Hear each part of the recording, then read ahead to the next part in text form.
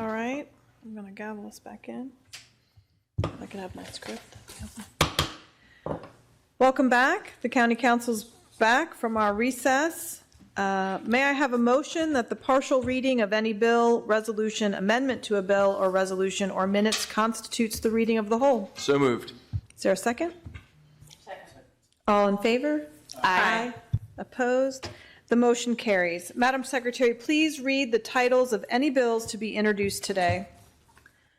Bill number 3224, an emergency ordinance concerning zoning, general provisions, uses and structures, temporary uses, outdoor dining areas. The following bills will now be the budget bills for this year. Bill number 3324, an ordinance concerning annual budget and appropriation ordinance of Anne Arundel County. Bill number 3424, an ordinance concerning tax levies, special community benefit districts, shore erosion control districts, and waterways improvement districts. Bill number 3524, an ordinance concerning tax levies, Arundel Gateway Special Taxing District. Bill number 3624, an ordinance concerning tax levies, Arundel Mills Special Taxing District. Bill number 3724, an ordinance concerning tax levies, Dorchester Special Taxing District. Bill number 3824, an ordinance concerning tax levies, Farmington Village Special Taxing District. Bill number 3924, an ordinance concerning tax levies, National Business Park Special Taxing District. Bill number 4024, an ordinance concerning tax levies, National Business Park North Special Taxing District. Bill number 4124, an ordinance concerning tax levies, Two Rivers Special Taxing District. Bill number 4224, an ordinance concerning tax levies, Village South at Watt Chapel Special Taxing District. Bill number 4324, an ordinance concerning fee for Switch Local Exchange Access Service, CMRS, and other 911 accessible service. Bill number 4424, an ordinance concerning Construction Code Department of Inspections and Permits fees. Bill number 4524, an ordinance concerning Public Works, Utilities, metered water and wastewater charges. Bill number 4624, an ordinance concerning Public Works, solid waste collection, solid waste service charge, solid waste landfill, and facility delivery fees. Bill number 4724, an ordinance concerning finance, taxation, and budget, income tax. And Bill number 4824, an ordinance concerning property tax and semi-annual payment service charge. Thank you. We will now hear from our Planning Advisory Board, Mr. Gus Kurtz, Chair of the PAB. You have the floor.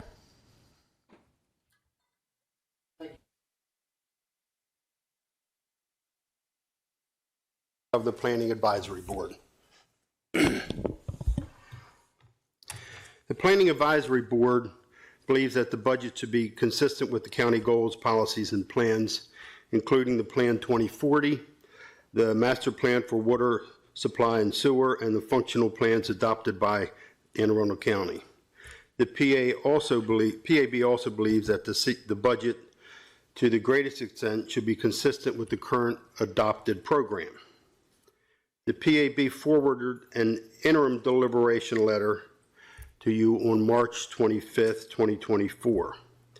We then again met on April 10th, 2024, and was informed by the Budget Office of any updates that had occurred. As with the recommendations to you in the interim letter, the final recommendations remain based on an understanding of the need to be fiscally conservative while funding the most important regulatory, quality of life, safety, and system resource preservation needs.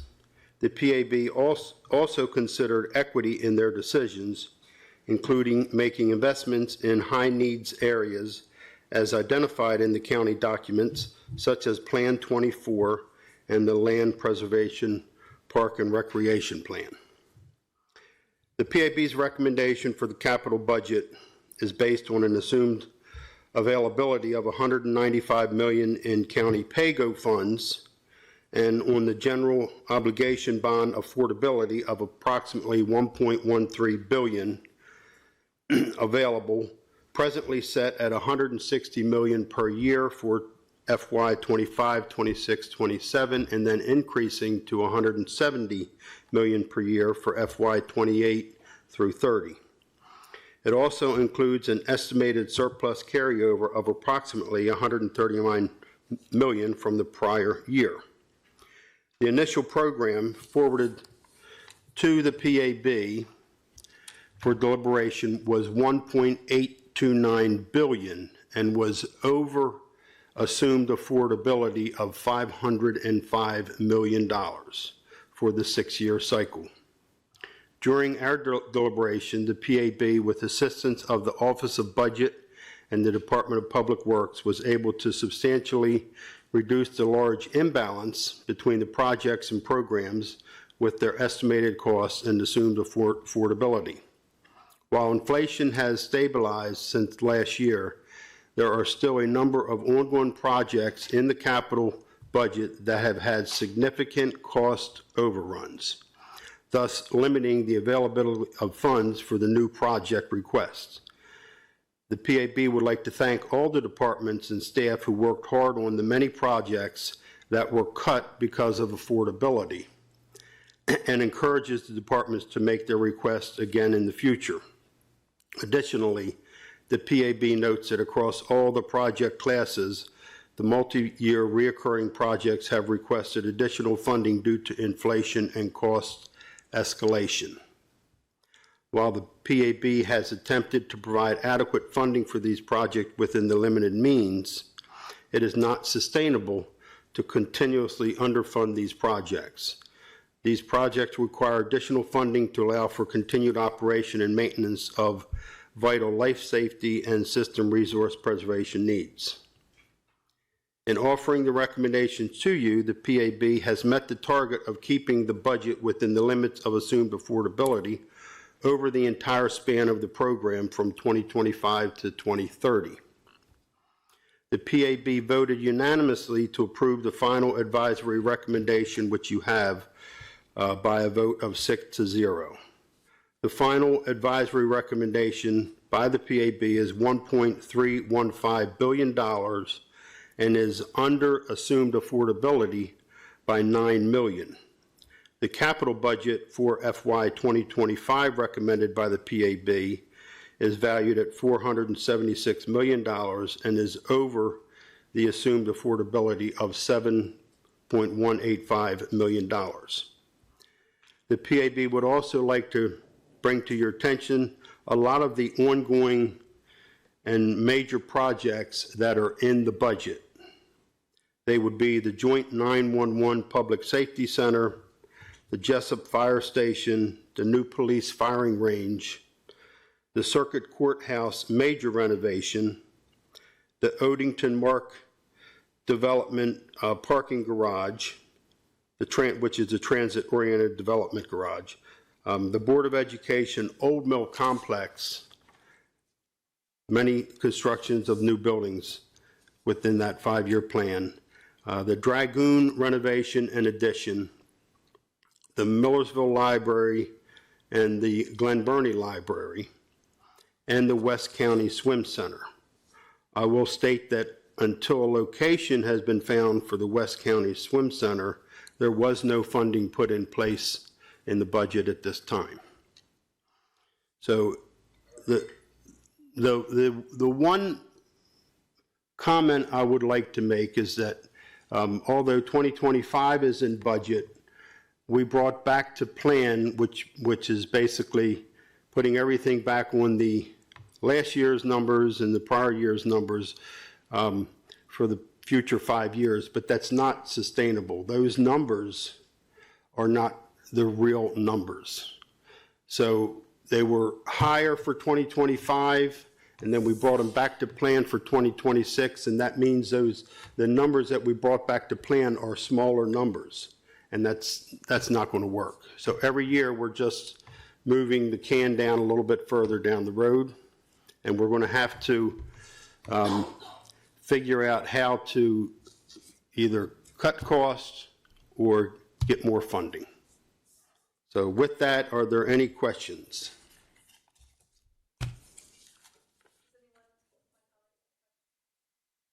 Ooh, I didn't put my questions, anyone? No? You covered it well. Thank you. Thank you. Thanks for coming down. Have a great day. Thanks. Next, we will have Mr. Dave Juppé from the Spending Affordability Committee. Welcome. Good afternoon, council, members, chair. My name is Dr. David Juppé. I'm the chair of the County Spending Affordability Committee this year. As you know, the county charter advises us to provide the county budget office, the county executive, and the county council with a recommendation on the rate of growth for the county operating and capital budgets in accordance with the affordability, the ability of the taxpayer to finance the affordability of those budgets. The committee looks at growth in personal income as a proxy for growth in the economy, with the idea that if the budget is growing faster than the economy, then it makes it more likely that taxpayers may be asked to pay more in higher taxes and fees. Doesn't mean that you shouldn't consider a budget that goes faster than the economy. It's just the role of elected officials is to decide, on a policy basis, what does the county need to spend to meet the service demands, whether that's lower or higher than the actual economic growth. But this at least gives you a benchmark for getting an idea of where the affordability of the budget is. And for fiscal 25, the committee is recommending a growth limit of 4.3%. This is a growth of $83.4 million over the current budget, which would put the budget at about $2.05 billion. So the reason that the committee came up with this recommendation, looking at economic forecasts from Resi of Towson, Moody's Analytics, and the State of Maryland Board of Revenue estimates, the committee saw a lot of positives in the economy going forward. Inflation has come down from record high levels from just 2 years ago. Unemployment remains at record low levels. Wages continue to grow. Consumer spending is still strong, although credit card debt and savings are going in opposite directions. But there are some positives, and then of course property assessments continue to grow at very strong levels. However, the community has some concerns. Inflation still remains higher than the Federal Reserve Board would like to see. Core inflation last month, year over year, was 3.8%, which of course excludes energy and food. The Federal Reserve Board is looking for a target inflation level of about 2% a year. So inflation remains high. Mortgage rates are around 7%, and that's had a significant impact on housing sales. Inventory is low as well, but the volume of housing sales has dropped, and that, of course, is going to affect your transfer and recordation tax revenue. And then the other concern that we had was the comptroller recently came out with her first State of the Economy report, and she pointed out that statewide, the labor participation rate has not rebounded from pre-pandemic levels. So that's still kind of a concern, because if the labor rate doesn't continue to grow, then you're not going to have much growth in the income tax, and that's one of the major revenue sources for the county. So a lot of positives, a few negatives. So in the fall, the committee looked at the economic projections from the different firms that we consulted with. The range of growth ran from 3.1% to 5%, so there was quite a range of estimated growth in personal income. The committee settled on looking at the Moody's Analytics forecast for the Baltimore area, which was 4.5%, and the BRE estimate of 4.1.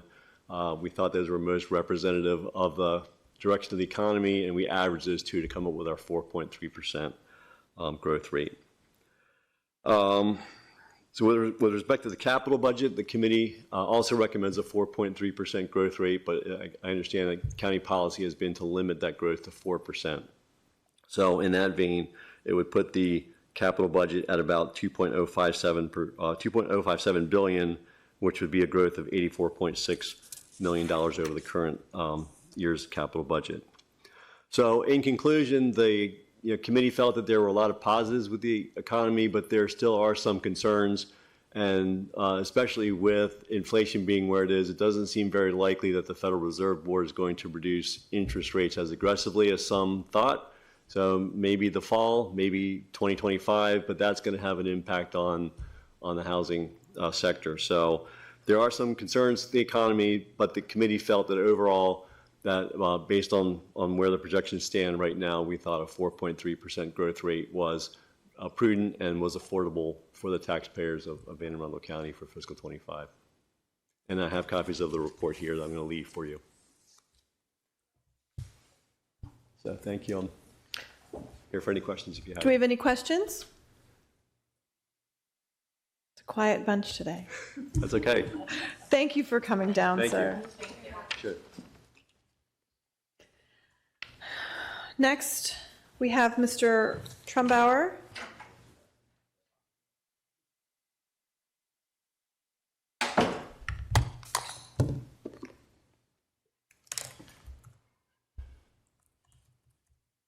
Welcome, Mr. Budget Director.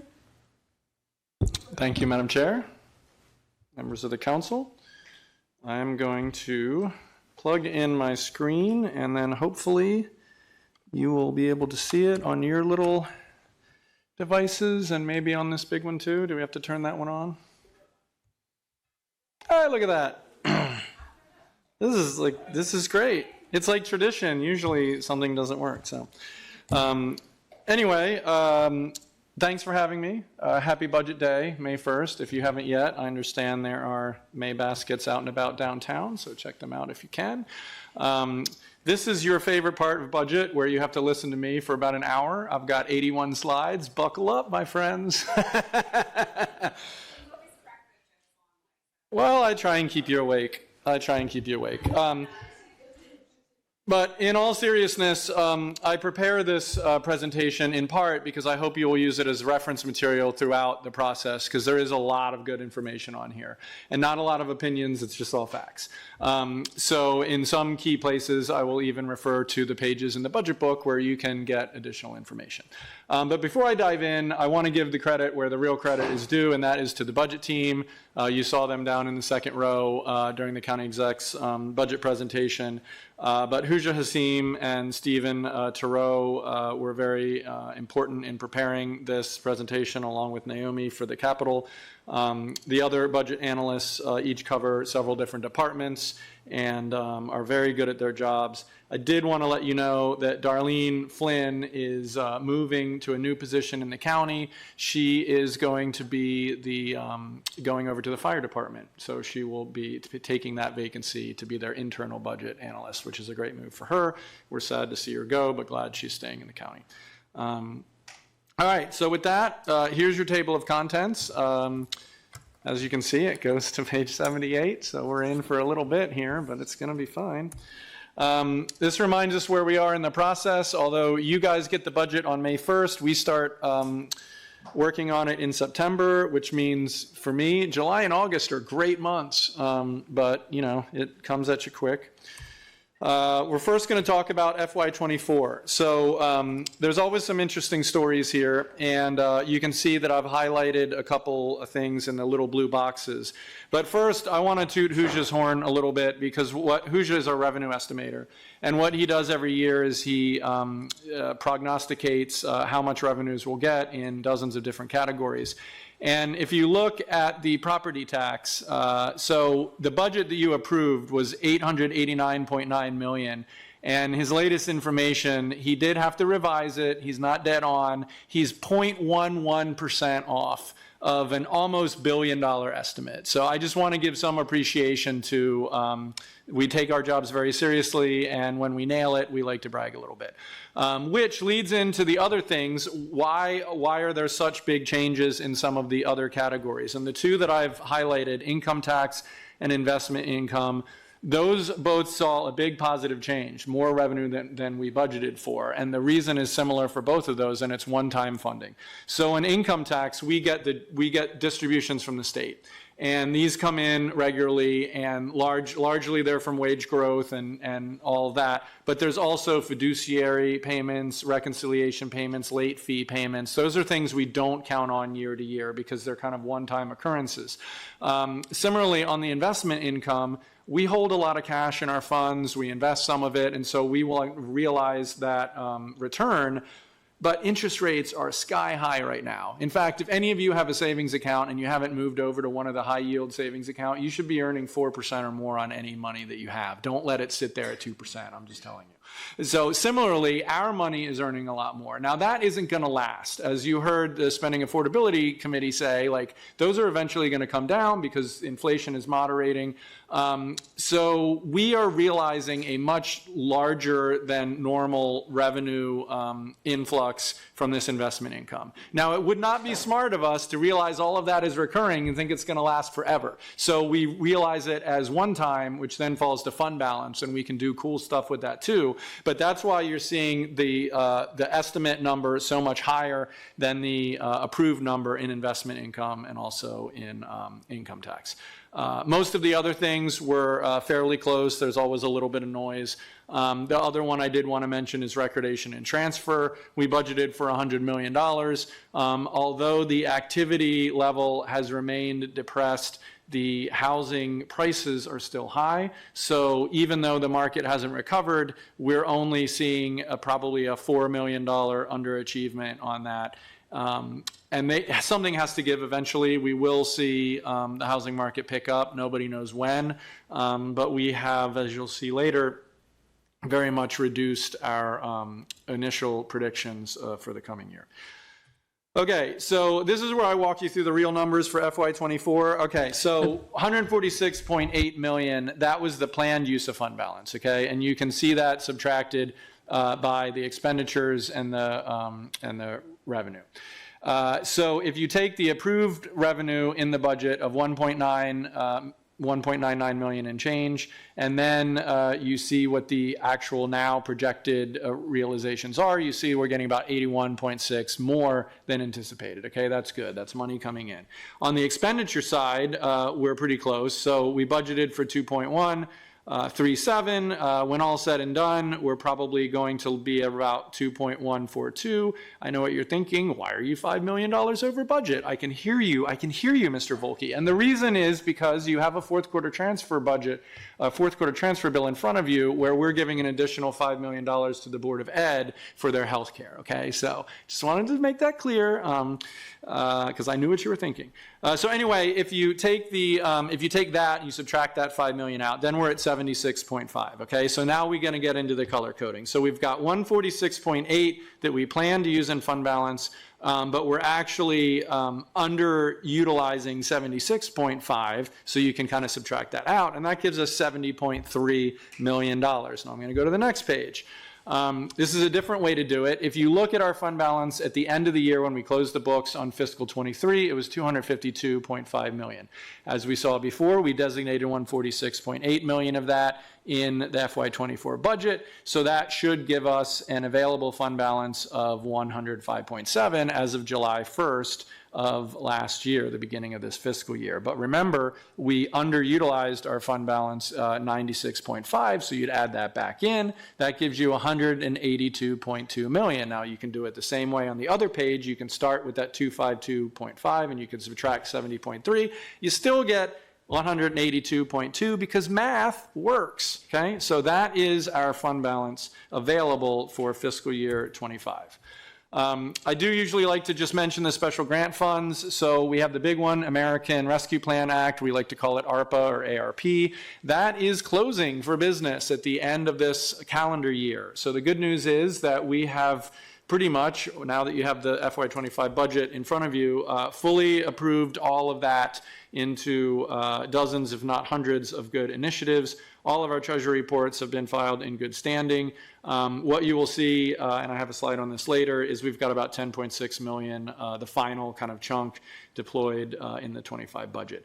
The other one I wanted to call to your attention is the Opioid Restitution Fund. So this is the money that we get from the opioid lawsuits, and it comes in annually. We didn't get like one giant check like you win the lottery, but it comes in annually. We generally have a good idea of what is going to come in, and so we can budget for that. It's a non-lapsing special fund, and again, I will have a slide later in the presentation that will show you how we're spending that.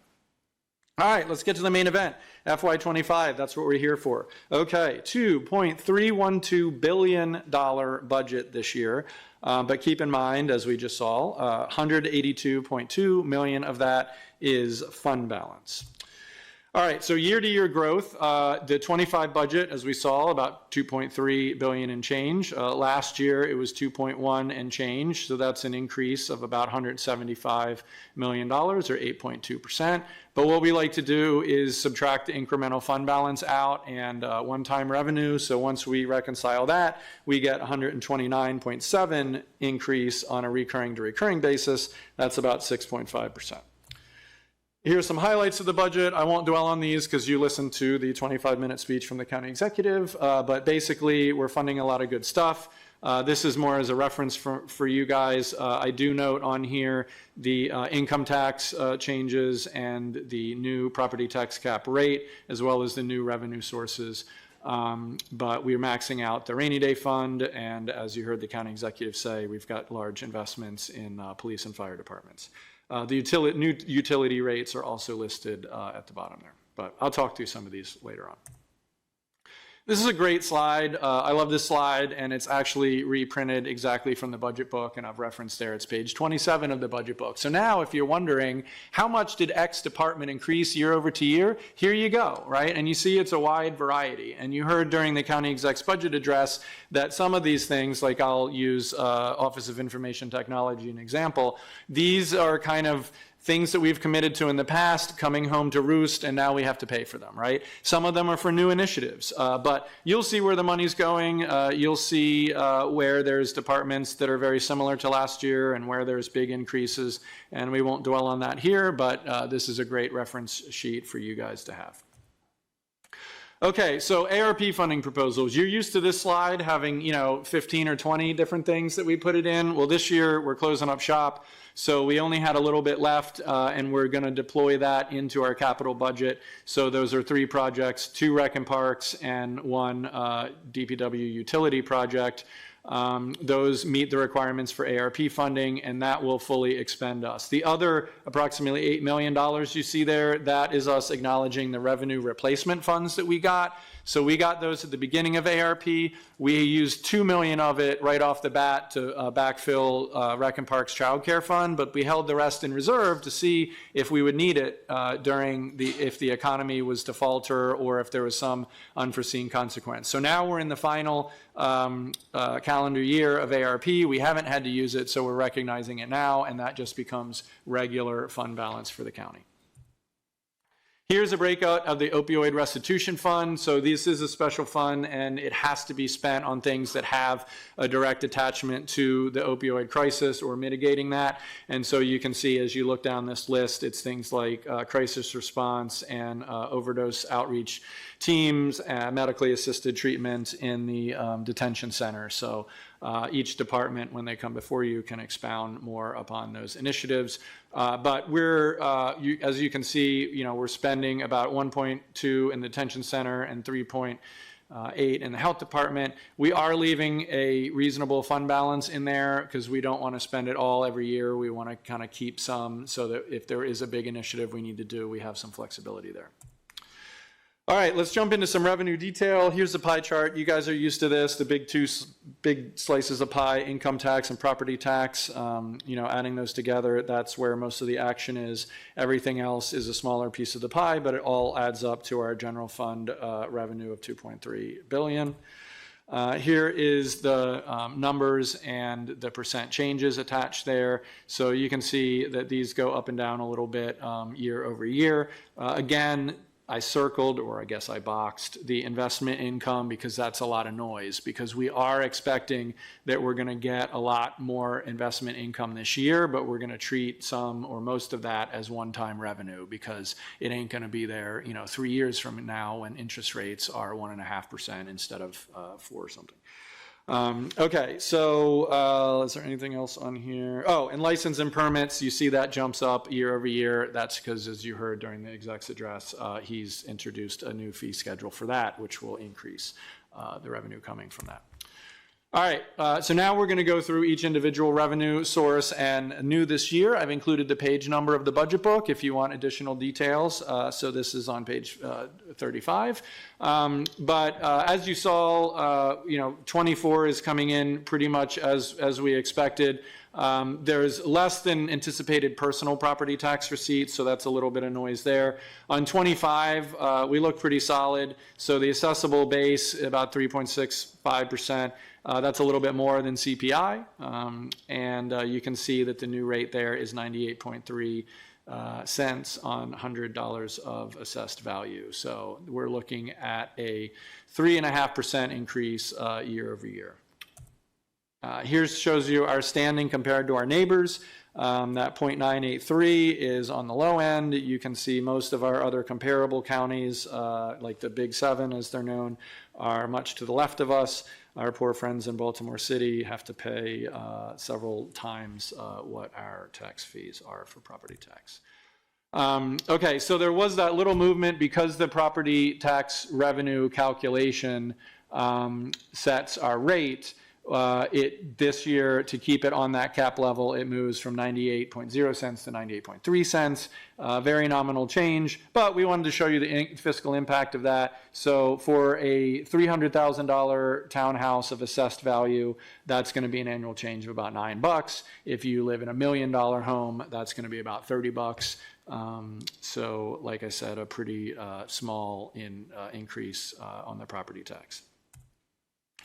This is just showing you how steady those property tax revenues are year over year, looking back to the last 30 years.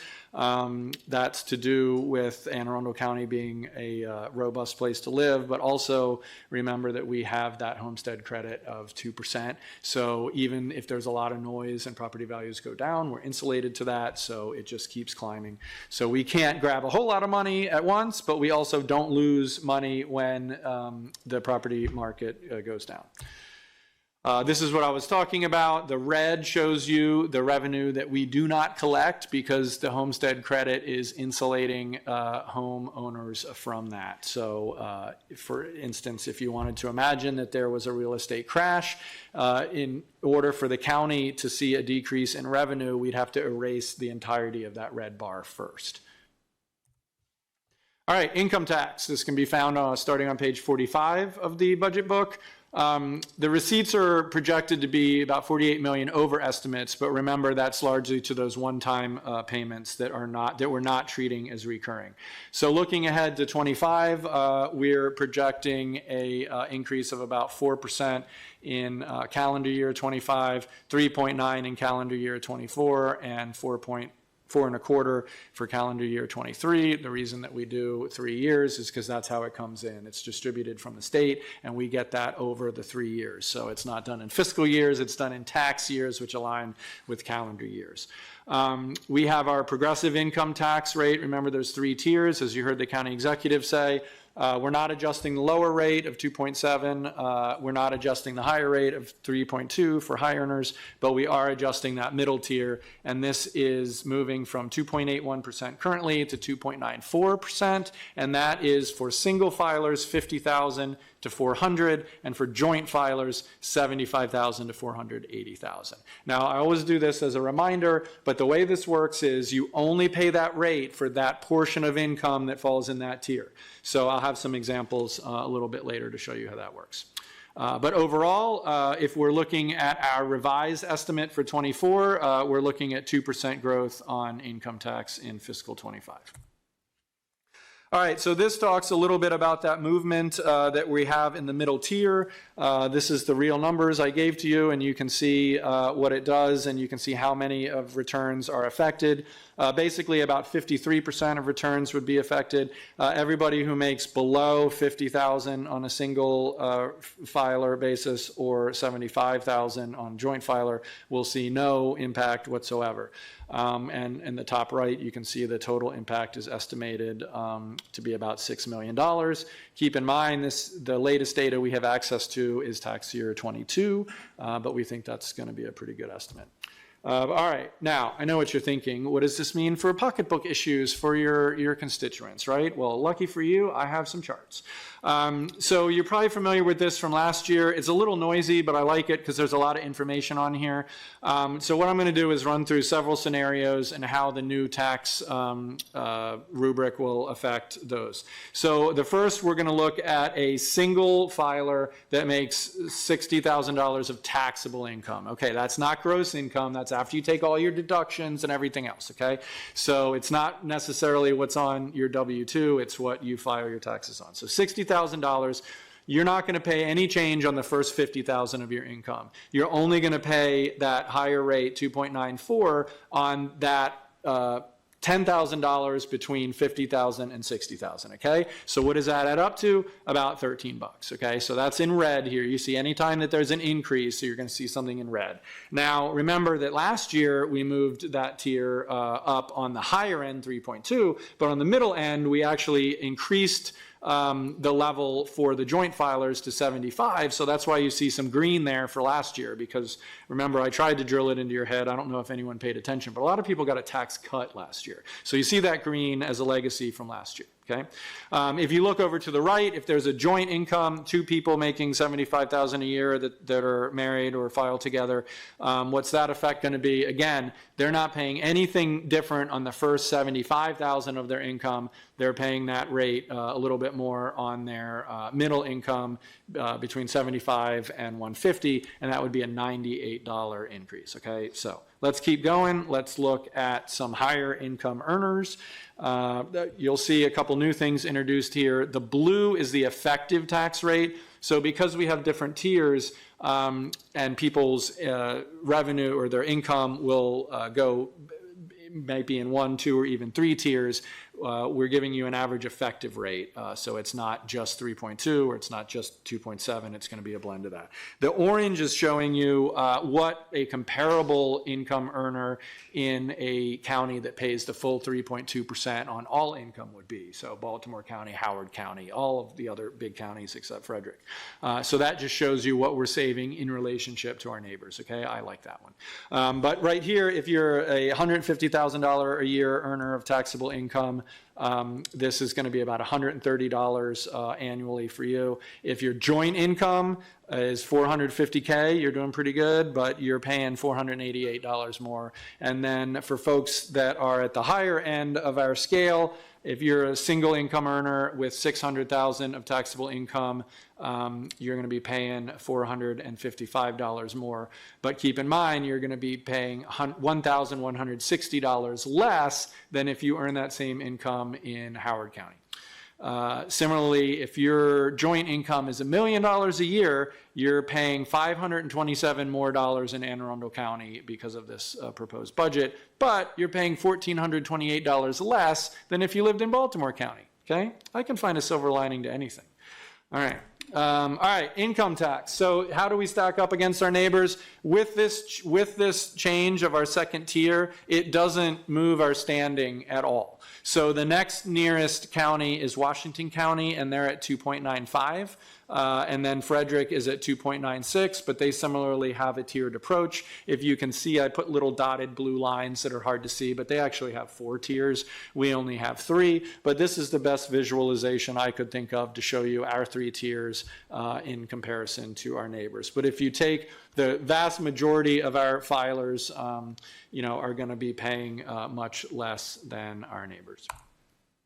This just shows you income tax in constant dollars. So it's a little bit bumpier than property tax because there's no homestead credit for income tax revenue, right? So you're going to see more noise when the economy goes up or down, but you can see generally it's a nice increasing pattern. You'll see over the last 5 or 6 years, it's gone up more than usual. That's for 2 reasons. One, we've seen the economy grow and we've seen higher inflation and wage growth, but also we have increased the rates. So that's a combination of those 2 things. All right, recordation and transfer tax. You've heard me say the real estate market's in the toilet. That kind of stinks, but the revenue, we budgeted for it to be down. It is down, so I'd love for it to be higher, but at least we're not, we're not in a hole. We're not in a big scary place because of that. But prices are relatively stable. In fact, they're still increasing in most places. And until we see the mortgage rates go down, I think that the real estate market's going to stay depressed. We do think that there will be a very modest increase year over year. So we budgeted for 100,000 in 24, and we've ticked it up to 102, just to recognize that because of the price escalation, even if the activity doesn't pick up, there'll be a little bit of movement. But my fervent hope to you all, my friends, is that by the end of this calendar year, mortgage rates will start going down, and by the second half of the fiscal year, real estate activity will start ticking up. If that happens, it's all upside, okay? Because we budgeted for a bad case scenario. So if it starts getting hot, that's more money coming in that you didn't even have to raise any fees for. So that's great. All right, this is what it looks like on a map. These are our two, kind of fish fins or shark fins, the real estate bubble of, 15 or 20 years ago, and then the big run up during the pandemic, and then the fall due to the lack of activity. But as I mentioned, when and if this recovers, that represents some potential future revenue growth. This is what the transactions look like. You can see the bottom just fell out of it. Boom. It's down, but the prices have stayed up. So that has insulated our losses on the revenue side. This just shows you what the mortgage rates, interests look like, and you can see that it very closely tracks. The activity went down when the mortgage rates went up. Economy 101, right? All right, so the transfer tax. This one is a special page we included to remind us that there's the Affordable Housing Trust Fund. So the proceeds of real estate transfers over $1 million, there's an extra 0.5% that's applied on the transfer tax, and that does not go in the general fund. It goes into the Affordable Housing Trust Fund. So we're estimating that at $7.5 million this year. Most of that goes into the ACDS budget, but about $1.3 million goes into partnership. And I'm sure they will tell you all about it when they come before you in a couple weeks. State shared revenue, money we get from our friends across the street. In 24, pretty much static. Gaming revenues up a little bit. It's down from its highs, like right when the pandemic ended and everyone wanted to gamble. We got a little bit of bump, but it's still up. It's still good, but it's down from its records highs, and it's pretty much as we budgeted, a little bit better maybe. And then admission and amusement tax revenues coming in pretty close to original budget. That's when it starts to get interesting when we look out. So highway user revenue, remember originally there was a big decrease in the state budget. Some of that was backfilled.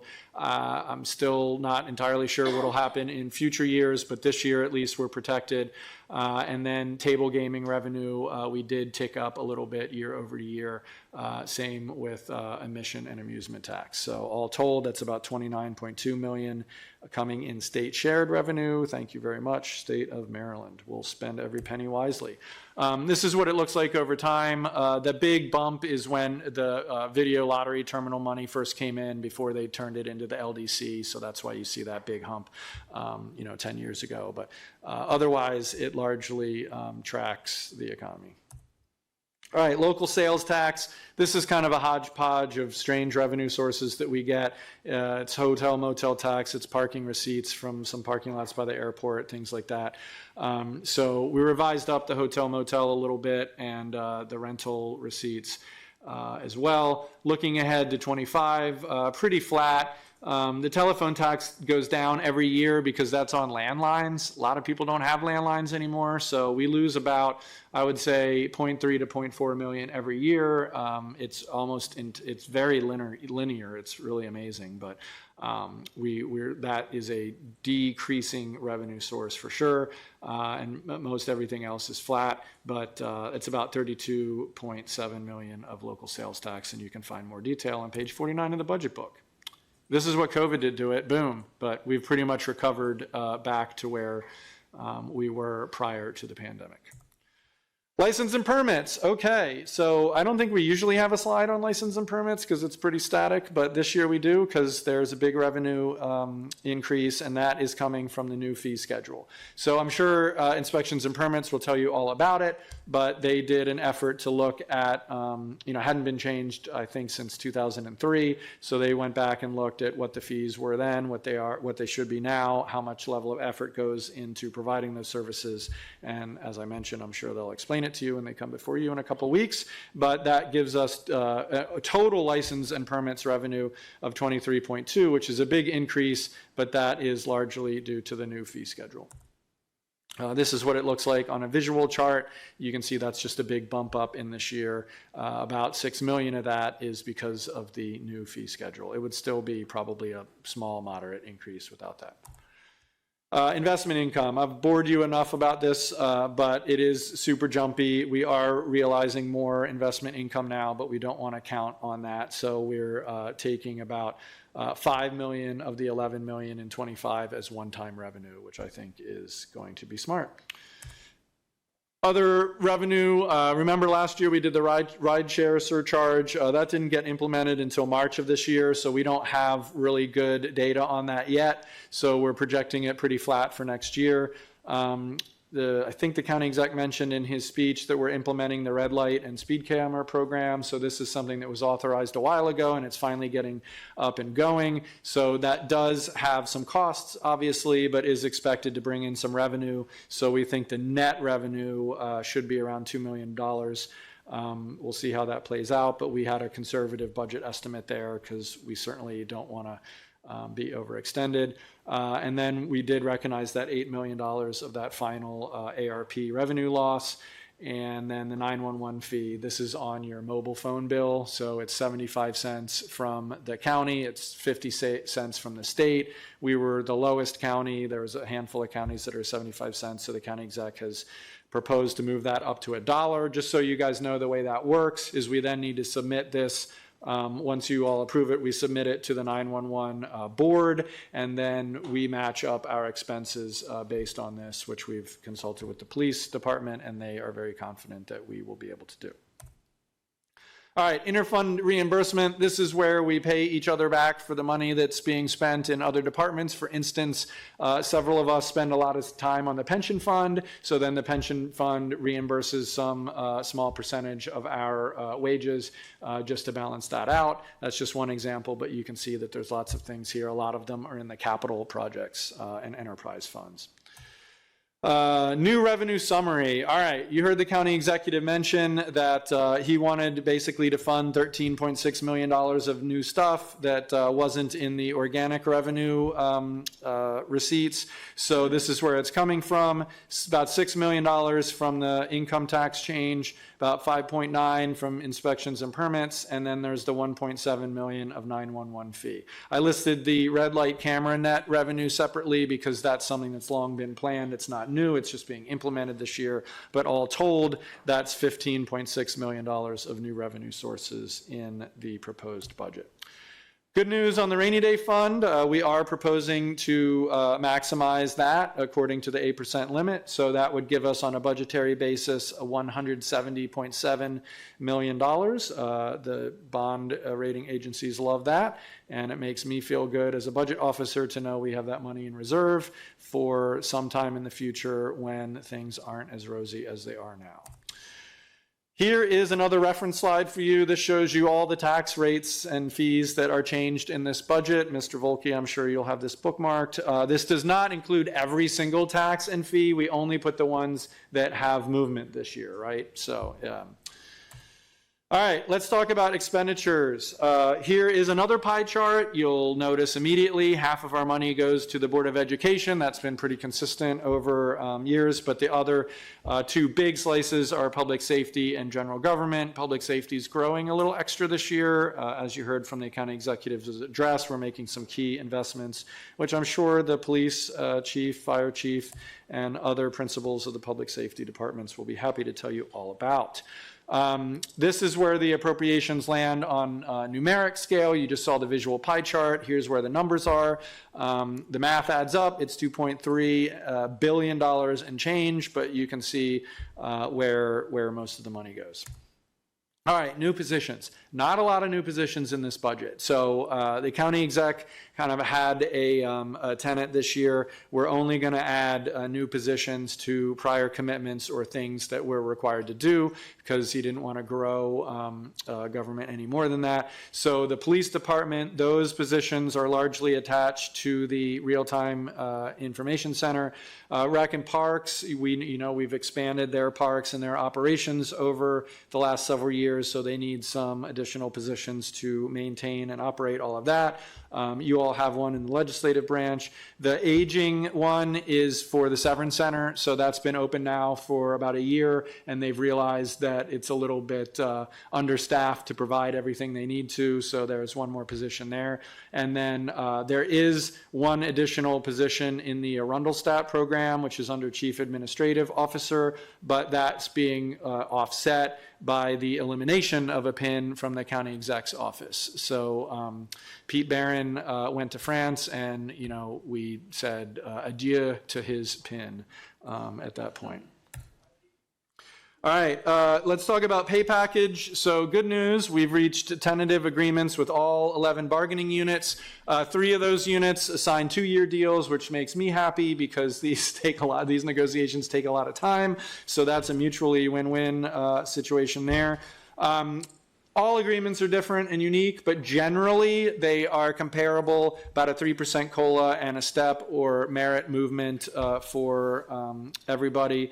I'm going to be candid. You're going to see for police and fire a little bit more than that. They are unique, obviously, but because of the big movement on the police scale to do the starting salary increase, they needed to deal with some compression issues for the rest of the officers as well. We certainly hope that that will help us get to the front of the line for our recruitment efforts.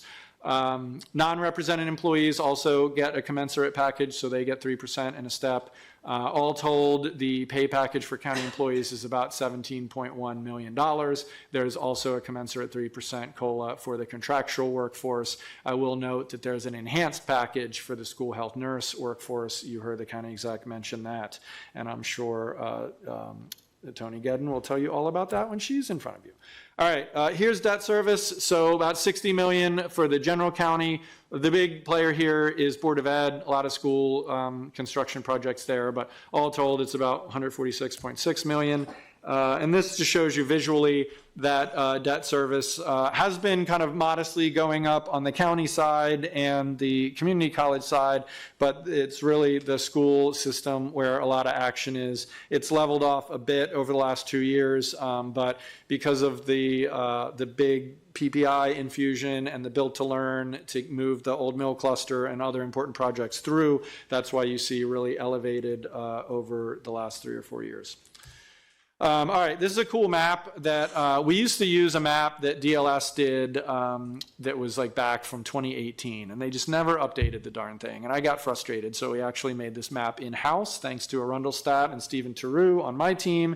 So I love this map because it shows you, if you look at our percent of accessible base, county debt by percent of accessible base, we are the light green color, and all of the other big kind of central Maryland counties are that blue color. So we are unique in Anne Arundel, and that's something to be proud of. But we maintain our county debt 2% of accessible base, much lower. It's about 2.1%. You can see most of our other comparable counties are above 3, and all your friends in Baltimore City, they are living with a level above 5%. So don't be too harsh on them.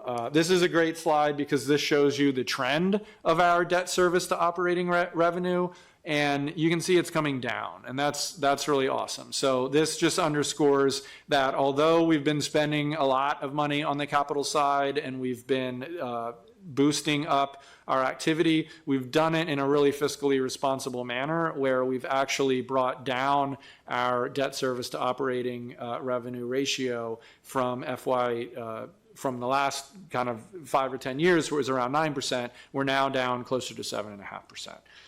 Now that will probably eventually start ticking up again, and you can see what that would look like for each percentage point.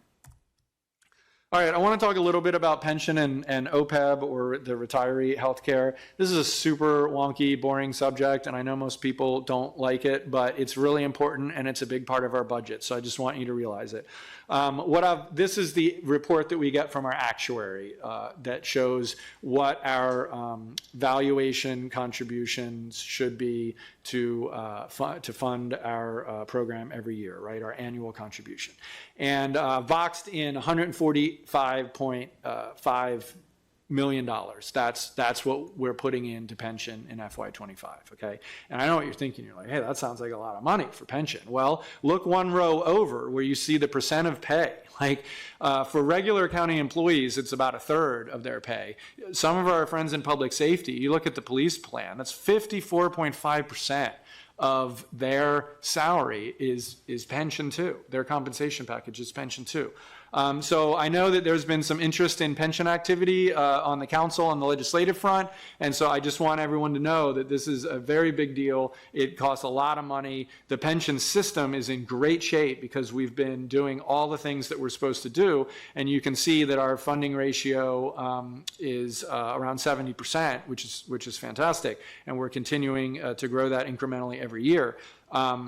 But I do worry about the pension system because it is a liability that's out there, and we need to make sure that we're making the right decisions and that we are building a sustainable system. All right, OPEB, retiree healthcare. This is a much less mature system. It was only started back in recent memory. In fact, I was on the council when that happened. So this isn't nearly as mature as the pension system, but we are going gangbusters. We are funding it fully every year, and when we have extra, we pump it in there.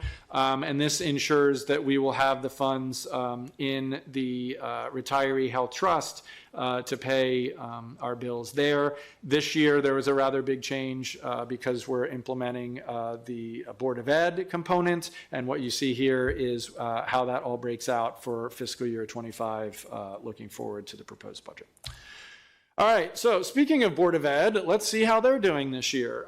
So the county direct funding is $929.3 million. So we write them a giant check, it goes over to their 14 bins, and they appropriate it however you all finally approve it on June 14th.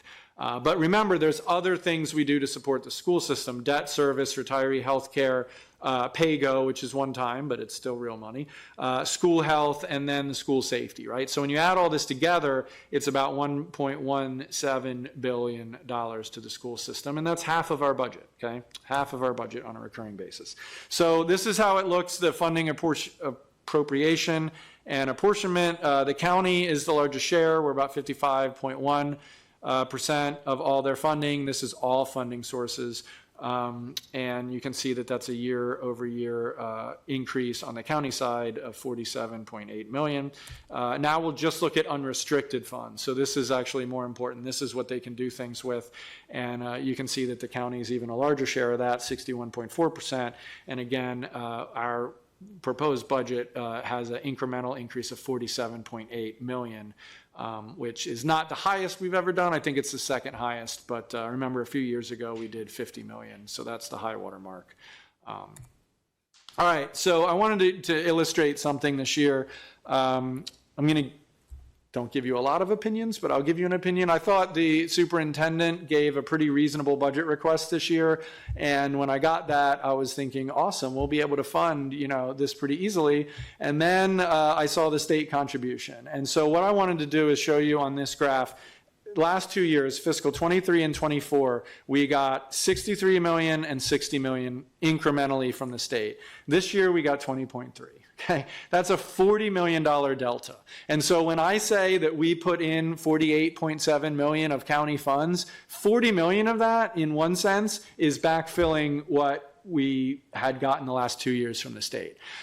So I say this in the purpose in saying this is you have before you, even though it sounds like a lot of money, 48.7, it's a pretty tight Board of Ed budget to do what they need to do. Now, that being said, it fully funds our blueprint requirements. It fully funds the compensation package that the superintendent recommended. It does not fund the additional COLA that the Board of Ed requested for their employee units, okay? That would be many, many millions of more dollars that we don't have. There's also no new positions for anything else in the budget beyond what was required for the blueprint or other commitments that we made, because we had to open up those 3 new schools too, and that was about $13 million. So I just want to kind of contextualize. 48.7 sounds like we should be cheering, oh, what a great year for the Board of Ed. It's a tight year for the Board of Ed, okay? And I want to give Mr. Stansky and his crew a lot of kudos right now, because they worked very closely with my staff and the county executive staff to find a way we can do as much as we could on their end and our end. That was a true partnership, and I want to thank Dr. Bedell and his team. Okay, so here are some highlights of the Board of Ed funding. 47.8 incrementally, like I said. A lot of that goes to the compensation request. I know you're thinking the math doesn't add up, but remember, we did get 20 million of state funding, so you don't just subtract the 43.5 from 47.8. Anyway, we meet all the blueprint mandates or requirements. We're ahead of the game there because we've been pre-investing in things like pre-K and other stuff, knowing that those requirements would kick in eventually. The new schools is a big deal. So staffing for Severn Run, Two Rivers, and New Village Academy, that's about $13 million. Now the good news is we got to pay it this year, but then it gets built in, so we will not see a similar incremental increase next year because that will already be in their base budget. And then the other exciting thing is that we're reestablishing or proposing to reestablish the middle school athletics program, which was a priority for Dr. Bedell. So overall, this funds almost 70% of the overall Board of Ed request. All right. Community college. So this is the breakdown. Community college is generally the old 3-legged stool. So it's county, state funding, and then their tuition. You can see the county's leg of the stool is a little larger than the other ones, but that's how it goes. But we're about 37.8%. In recent years, the county has floated through around there, 37 to 40%. The state had increased its percentage over the last few years, but then backtracked this year when they adjusted the CADE funding. So they got about, I think, $1 million or so less than they were originally expecting according to the CADE formula. So again, we had to backfill that. So what you're seeing is on the county side, we're increasing our funding by $2.4 million, which again, sounds like a great year for the community college, but $1 million of that or so is really backfilling what they were expecting to get from the state. And I'm sure you'll hear from the community college that they would love you to find more funding for them. They were very appreciative of what we were able to put in the proposed budget, but I'm sure they'll be asking you for more. All right, this is just over time what that 3-legged stool looks like. You'll see that consistently for the last near past, we've been the largest leg of that stool. But the tuition has decreased, or the state has increased, and we've been pretty consistent. All right, our friends in the library system, so we pay the vast majority of their funding, and we're about 91% of that. We have a county contribution increase of $1.7 million. So that's a pretty good year for the library system.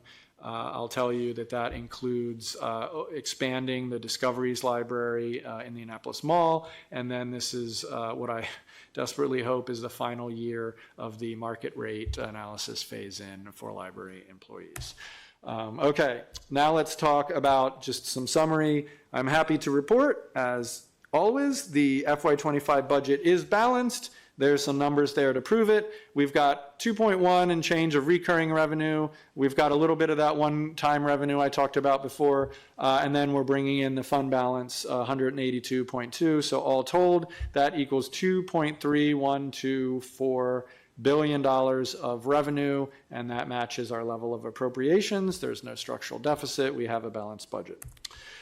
Okay, how are we going to utilize all of that tasty fund balance? Well, I'm glad you asked. Here's a slide. So on the top, this is how we're recognizing it, and then on the bottom, this is how we're spending it. Almost all of it's going into PAYGO for the capital budget. This is keeping everything on track. Then we're maxing out the rainy day fund, that's $7.8 million. We have a $1 million one-time contribution to the campaign finance fund that was established. So that does not become available to candidates until July 1st, 2025. So we're paying $1 million this year. I certainly expect that you will see another contribution next year to get that up to a viable amount so that candidates will be able to draw from that for the next statewide election cycle. And then there's about 16.4 million of what we call one-time expenses. So these are things like heavy equipment or things that you buy once but you don't have to buy every year. It's also some of those ARP programs that we're moving over to general fund. We're paying some with recurring because we think they're going to last indefinitely. We're paying some with one-time funding because we think that they will eventually either decrease or change or be folded into something else or be completely rethought. So that gives us a full accounting of the one-time revenue, so you can see it all sums up to zero right there. This is just showing you over time the structural deficit. You can see that during the pandemic, we opened one up, but then we very rapidly closed it back down. So it was a balanced budget exactly last year, and that's how we proposed 2025 as well. Hey, let's talk capital budget. All right, great idea, Chris. All right, we like to talk off the capital budget because it's all about debt. We like to remind everybody that we have the very best possible bond rating that you can have from the three major bond rating houses. We believe this puts us in the top 1.6% of all counties nationwide. Pretty cool, right? I think so. All right, here's our debt affordability model. There's a lot going on in this slide, so I've got a couple. When you see like these little colored boxes, that's to prompt me to talk about things, right? Because I'll just start going and go on some random thing. So first thing, all right, so you heard when Gus Kurtz came before you and talked about the PAB budget, and incidentally, PAB did a great job this year, so kudos to Gus and the other members of that, and also I want to thank Naomi from my team who helps them. So what we submitted to Planning Advisory had the fiscal year 28, 29, and 30 debt authority going up to 170 million. And that's what they base their recommendations on. In the meantime, a lot of things happen. We get refined numbers on things like impact fees or cost estimates, and so there's a little bit movement. So we are looking at how to reduce that increase in the out years. And then we tend to share some of our capital budget information with the auditor's office early. We did that again this year. They were able to find a calculation error in one of the DPW escalator things. And so that realized some savings, if you will, as well, which meant we were able to walk back that projected increase on the out years as well. So instead of seeing 170 million in 28, 29, and 30, you're only seeing a phase-in of that. So we've got 165 million in 29 and then 170 in fiscal 30. So that's, I think, a good news story. Thank you to our friends in the auditor's office for that. We all do better when we all work together. So the other thing I've got boxed out is just to show you that we have affordability ratios and guidelines that we apply the capital budget to every year. You can see these are listed on the left in that gold box. And if you look at fiscal 25, we're well within the range, feel very good about that. But even cooler is if you march all the way down to an entire new political horizon in FY 2030, when some of you won't even be on the council anymore because your third term will have been up. They're still within those guidelines. So you can feel safe that your successors are going to inherit the good fiscal foundation that you have laid for them, okay? All right, this is just summarizing the use of bonds and PAYGO. A lot of numbers on this. It tracks what I showed on the previous slide, but it shows that we have 170 million of PAYGO in fiscal 25, but then we very conservatively budget 5 years, 5 million each in the out years, and then we sum everything up and we show you how we are against the cumulative affordability requirements or guidelines for the whole 6-year CIP here, okay? And there's two cool stories here. Number one, if you look at the bottom right, we are, as we like to be, about $10 million under the overall affordability. Well, gee, Chris, why would you do that? You seemed like want to spend every dollar. There's a lot of capital things that you would want to do, right? Well, here's why I want to do that. Because the capital project or the capital budget is always in motion. We are constantly getting DPW cost estimate updates, finding out something changed, unexpected, right? Or sometimes even members of the council want to add something to the capital budget. So we like to have a little room to maneuver. If if the county administration submitted a budget to you guys that was exactly tight, you'd be in trouble if DPW rang us up tomorrow and say, hey, this project, we just got a new cost estimate, it's $2 million more. Because we'd have to cut something to accommodate that. Nobody wants that, least of all your friendly neighborhood budget officer. So that's good news. The second thing I wanted to point out is that even in fiscal 25, which is the year that matters most because that's real money that's going to get appropriated this year, we're under the affordability. So if we keep it that way, that means we can carry that over to next year. So it's just more flexibility, and I just want to point out that this is, I think, a fiscally responsible capital budget, and it will allow you all as the legislative body to really look at that and see if there are things that you want to do to it. This is just showing you, as we do every year, that the PPI funds are fully deployed. So the last dollar we have is programmed in for fiscal year 26, but that will get to the total of $250 million. Remember, that was a cash infusion. This is just showing you how everything's broken out. Close to a third is the Board of Ed. A lot of the rest is road and bridges and rec and parks. And then you can see the other categories are highlighted there too. This shows you the numbers behind the pie chart slices, and you can see the 25, which is most important, but then you can see 25 to 30, which is the plan. Here's just the kind of Chris curated capital budget highlights. About $178 million of Board of Ed capital funding. That keeps it fully funds all of their individual projects, like their actual school projects that are independent projects are all fully funded, okay? The ones that we had committed to. As much as possible, we fully fund their recurring projects. There's like systemics and roof replacement and all those things, right? But a lot of that depends on the IAC funding that we're able to get. But we do a great job, and the school system does a great job of maximizing that state support funding from the IAC and from the Build to Learn bill. Good news on community college, we were able to work with them and move up the timetable for their HCAT relocation, and we're fully funding their Dragoon renovation.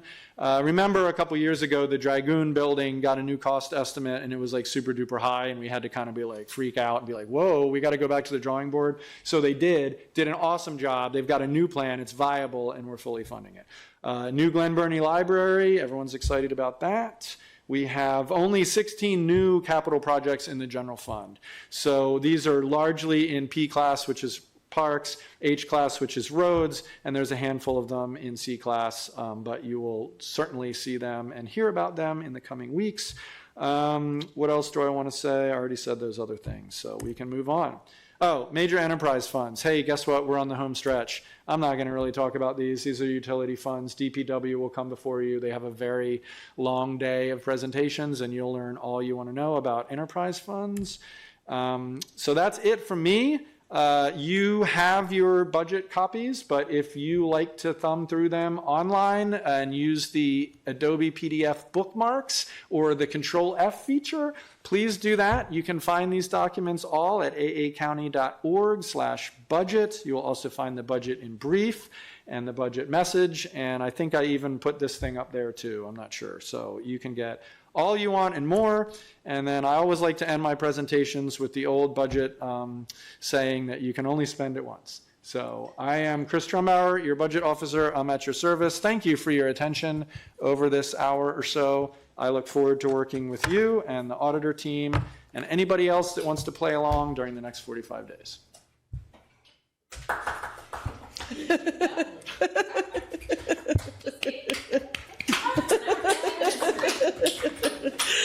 Does anybody have any questions for Mr. Trumbauer? How could they possibly, right? I don't know what it's like in his house. All right. Well, Chair. yes. I just want to thank our budget officer for doing a very entertaining, kept us awake presentation.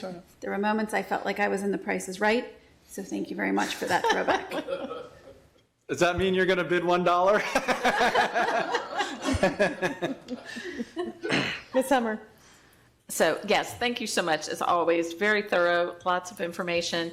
And I know I will save this for the Board of Ed thing, but I really want to know why the state is giving us $20 million less, $40 million less. Yeah, you'll hear, but I'll tell you, it's a combination of things. So there's a built-in inflator on the blueprint funding requirements, and that doesn't match the current level of inflation, right? So as our costs are increasing, the state funding we get isn't tracking with that. But it also has to do with our enrollment numbers, and I'll let Mr. Stansky or Mr. Heiser or someone explain, but my understanding is that that they are based on the September 1 enrollment numbers, and that those were very low for Anne Arundel this year. So it's based on per pupil. You have less pupils, you get less.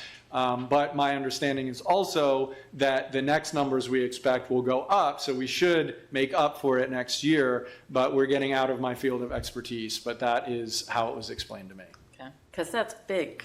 Hey, look, $40 million is a lot of cake, and like I said, it made a big difference in what we were able to do for the education, yeah. Sure. Well, everybody, the council will hold 2 public hearings on the FY25 budget. The first on May 15th at 7 p.m. at Linthicum Elementary School, and then May 22nd at 7 p.m. here in the chambers. The Constant Yield public hearing will be held during the regular scheduled May 20th meeting. Please visit the council website for additional information. And if we're ready, may I have a motion to recess until 6 p.m. this evening? Aye. All in favor? Say aye. Aye. All right, the motion carries. We will return at 6 p.m. this evening.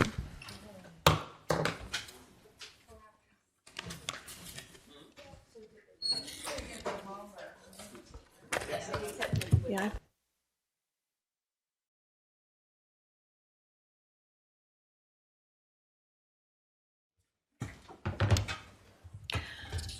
Good evening, everyone, and welcome back. We're going to get this legislative session started. Madam Secretary, please read the ethics statement. The Ethics Commission has asked that I advise you that under certain circumstances, members of the public may qualify as lobbyists when they testify before the County Council. If so, the law requires that certain information may be filed with the Ethics Commission. The Chair of the Ethics Commission has asked that those who wish to testify in any form review the general information on lobbying sheet located on the Ethics website under Forms and Publications. If there are any questions about lobbying requirements, please contact the Ethics Commission at 410-222-4412. Thank you. We will now open our invitation to audience. This is an opportunity to speak briefly on any subject not included in the printed agenda. Madam Secretary, did we receive any testimony through the online testimony tool? Yes, Madam Chair. We received 3 submissions of online testimony which have been shared with the Council, posted on the website, and added to the record. Thank you. We will now call on individuals who signed up ahead of the meeting. When your name is called, please come up to the table and state your name and address before making your remarks. Remarks will be limited to 2 minutes. I have 1 individual signed up in advance, and that's Jessica Kuntz. If there's anyone else who wishes to speak, please come up to the table as well. We have 6 seats. This is an opportunity to give 2 minutes of testimony for items not on the printed agenda tonight.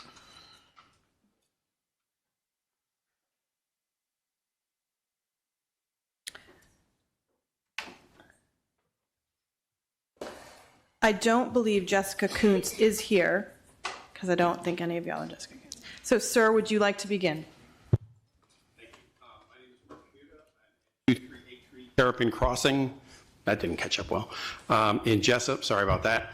I'm the current HOA BOD president for Magnolia Creek, which is 78 lots. We're only 2 years old, and it appears as if the builder has been released from their bond if it existed, and yet a third of the homes are already experiencing flooding. That has pertinence to tonight's conversation regarding rezoning, because most of those homes that are flooding are right behind 175. There's a 30-foot drop from 175 just to the first homes, and then we have a second tier of homes who are also experiencing flooding. because of how the builder was allowed to get their grading, and the existing stormwater that was put in place. So we're concerned that any additional changes that are going to be made to 175 are going to add more water. We already have at least 2 or 3 homes that have filled up with water, like 2 or 3 feet. We have other homes that have their walls have broken in because the homes were built too low to the water table. So I don't know what to do about it, because now if the builder has been released, we don't know what to do. And we have no budget because we're brand new and the builder left us no buffer. So I don't know what to tell the homeowners, and we're hoping to give us some guidance here. Mr. Muller. My name is Gary Muller from Jessup, his next across the street neighbor, and I walked to some of the area that he's referred to on 175. 175 is a ridge, and a rather narrow ridge, as I found out, some of it dropping off, like he said, about 30 feet on both sides of 175. But what really prompted me to speak tonight was District 5. I saw something about the huge number of properties that were involved in the plan going forward, and the number of upzones that were not requested by citizens. And apparently a lot of people were upset about that. I can relate to that. We saw the same thing in Jessup, and that's what I was told Sunday by a lot of owners, some of them who've only been in their house 3 months. Others have just tore our house down and built a brand new house up. And what they're fussing is, why would the county do this to us? Why weren't we told? We didn't know any of this going on, and yet all this is being shoved down our throat.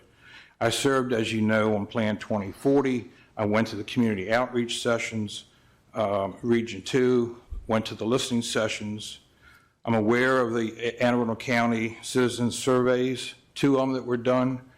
And even Jerry Pesterfield from the former PAB testified to us on the Plan 2040.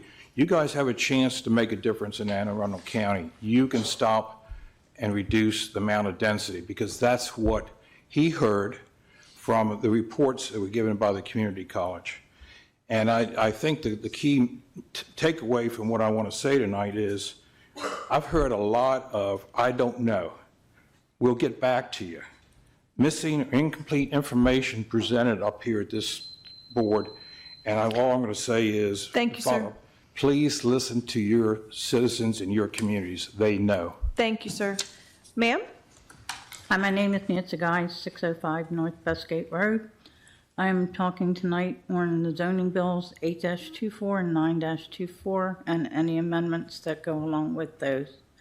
I oppose the upzoning of small business for 2 Willow Road and the other unnumbered Willow Road parcel.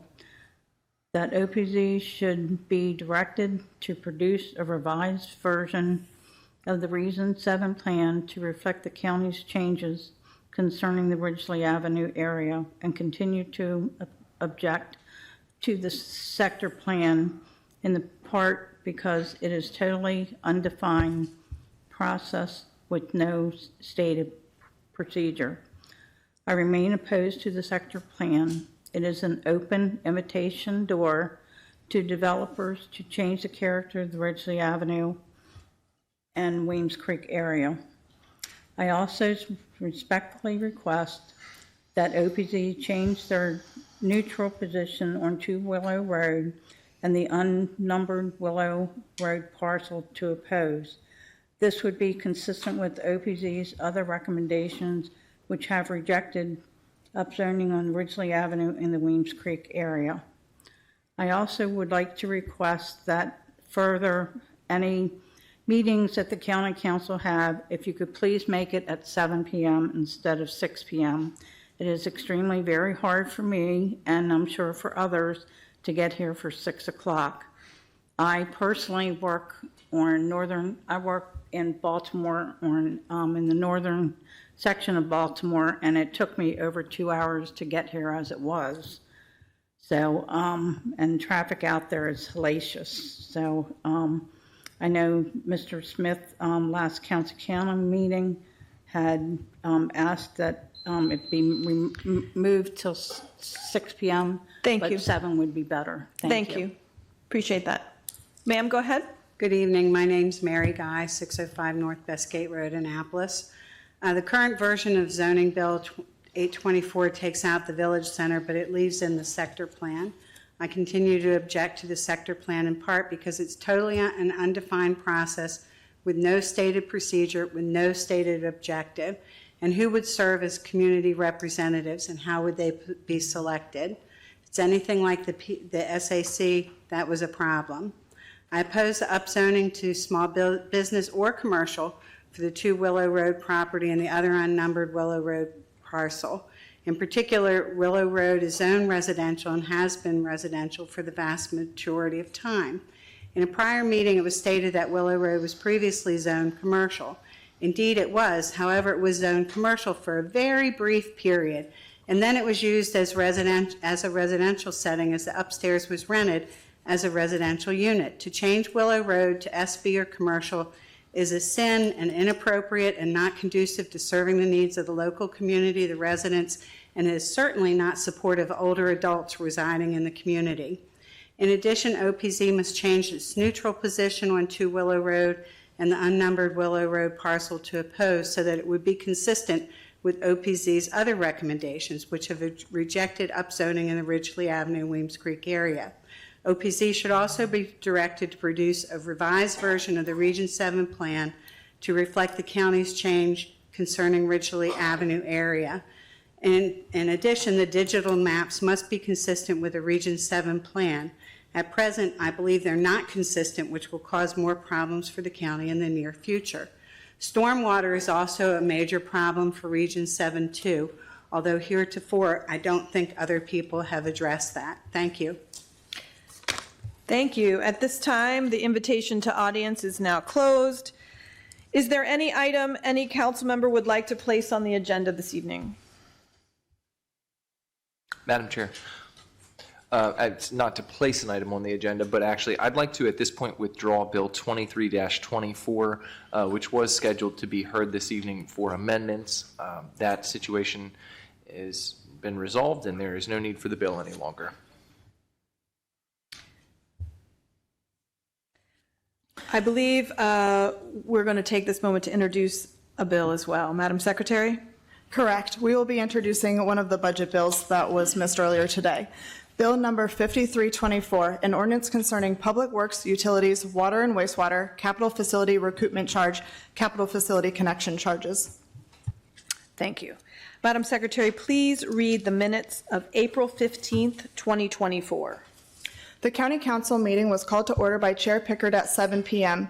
It was opened with the invocation given by Mr. Smith and was followed by the Pledge of Allegiance. The meeting was held in the County Council chambers in Annapolis, Maryland. May I have a motion to approve the minutes of April 15th, 2024?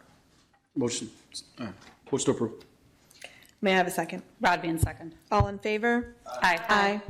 The motion carries. The minutes of April 15th, 2024 stand approved as read. Madam Secretary, please read the titles of Bill number 6-24 and Bill number 7-24. Bill number 6-24, an ordinance concerning General Development Plan, Region 2 Plan. Bill number 724, an ordinance concerning Comprehensive Zoning, Region 2. This is County Executive. Bill, you have the floor, Mr. Hunt. Thank you, Madam Chair. Ethan Hunt for the administration. With me at the table are Christina Pompa, Mark Wildonger, and Cindy Carrier from the Office of Planning and Zoning, and Kelly Kenny from the Office of Law. I know there are some amendments to discuss. We're happy to answer any questions at this time, or we can, if anyone has any, or we can jump straight to amendments. Is there any, we have to have a public hearing. Did we want to, are we prepared to open the public hearing? No, there's no discussion at this time. We'll now open the joint public hearing on Bill 6-24 and Bill 7-24. Madam Secretary, did we receive any testimony through the online testimony tool? No, Madam Chair, we did not receive any written testimony. We have had someone sign up ahead of time, Mr. David Gonzalez. If he is here, he's welcome to come up. If there's anyone else who wants to testify on either Bill 6-24 or 7-24, this is the time to come forward.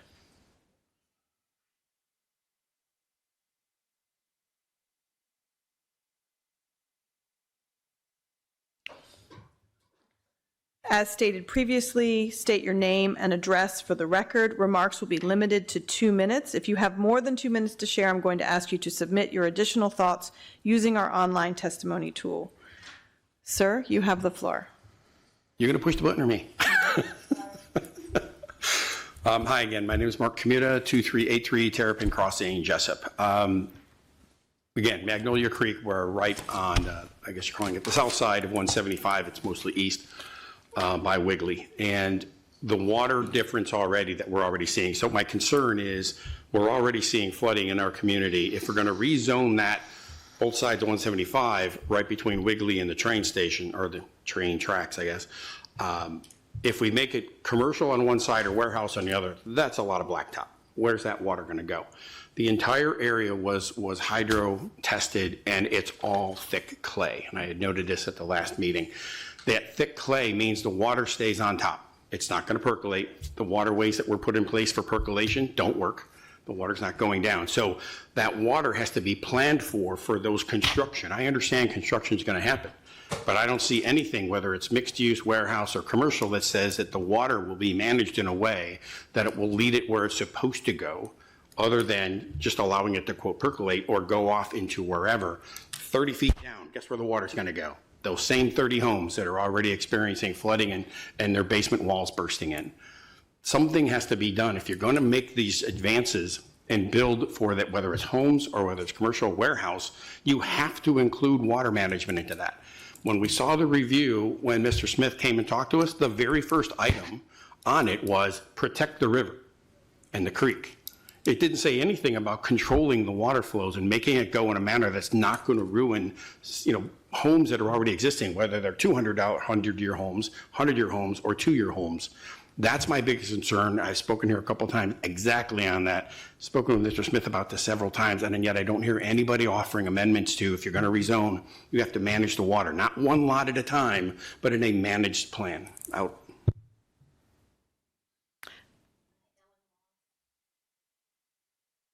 Jessup, Maryland. I want to applaud Pete, Mr. Smith, for putting in the amendments that he did, especially for the amendment to keep the south side, the north side of Route 175 as small business, and I hope that passes. But please consider making the south side small businesses, even if you have to make those properties split zoned, and have the back part of those properties be warehouse industrial, so they can be accessed through the business park and not through 175, which would put an extra burden on those people traveling Route 175. And I want to say the same thing about the mixed-use overlays. Even though they are an overlay, please consider removing them from the plan, put them in the next plan, because we all know that a developer could go day after the plan is adopted and go before a hearing officer and say, look, it's in the plan for future use and I want to get it. So the soil, like everybody has testified, is mostly clay, which is not good for drainage. In addition, commercial development would bring an increase in crime, noise and light pollution for those homeowners nearby, and put a burden on Route 175, which is already struggling, and that leads to the bridge that goes over the railroad track into Howard County, which is just one lane in each direction, owned by the railroad, they have no plan or incentive to widen that bridge. So please consider these overlays in the next GDP when all these issues can be addressed. Thank you. Mr. Muller. Okay. My name is Gary Muller from Jessup. I want to say I agree 100% with Mark and what Ellen Moss just testified. I want to speak a little bit further east on 175 where, and I do commend Pete for keeping small business on the north side, but I tell you, we all know if you put small business on the north side and you put W1 on the south side, anybody with, first-year legal guy can argue change of character, and that whole area will go W1. No questions asked. If I was on the appeal board, I would have to rule because it doesn't make sense. It looks like a mistake, and that's probably what it will be argued. The community of Jessup spent $45,000 in legal fees to keep the property that belongs to COP and Tom Faw's small business. And, we don't want to see it change. It needs to stay the same. That was the wishes of the community. It has always been. That's why we spent the $45,000. The community of Jessup should be and was supposed to be overlaid as a neighborhood preservation. And that makes the most sense given the houses we have. The one house I went to Sunday was built in 1920. It's brick, not brick, it's stone walls that are that thick. Across the street, I found out there was two Montgomery Ward's houses. So it's a lot of history there, and small business is a transition and makes sense because it buffers the homes from the industrial National Business Park. We don't need W1 right up against the rest of the community. And the owner there, TCOP, already argued this change of character for properties that were half a mile away. Thank you, Mr. Mueller.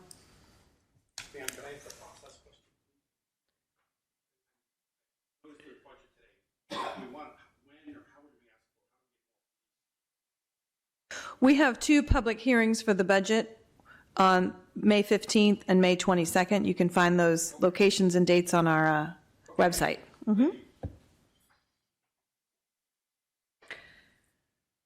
The public hearing on Bills 624 and 724 is now closed. Madam Secretary, please read the titles of Bill 6 and 7-24. Bill number 624, an ordinance concerning General Development Plan, Region 2 Plan. Bill number 724, an ordinance concerning Comprehensive Zoning, Region 2.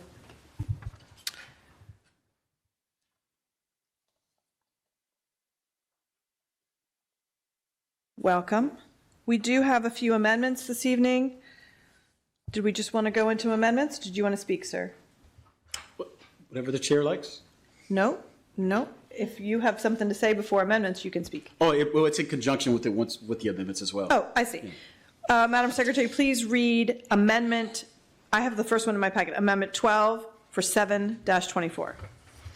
Amendment number 12. This amendment changes the zoning for 7 properties, including lots 6, 7, 8, 9, 11, 40, 42, 43, and 44, and part of lots 10, 12, 39, and 41.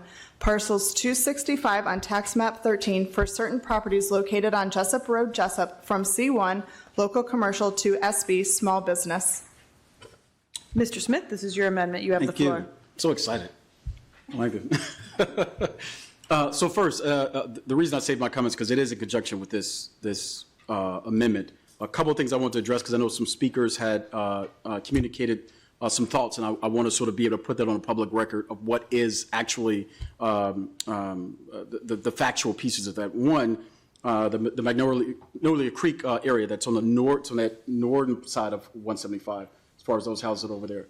All of the changes that I've made over the last 2 weeks on April 15th, as well as today, are all geared towards bringing back or restoring back R1, which was a lot of those properties or small business in this case today, or open space for some of the ones that's a little bit even further north of Magnolia Creek has gone back to actually try to address the concerns about the flooding.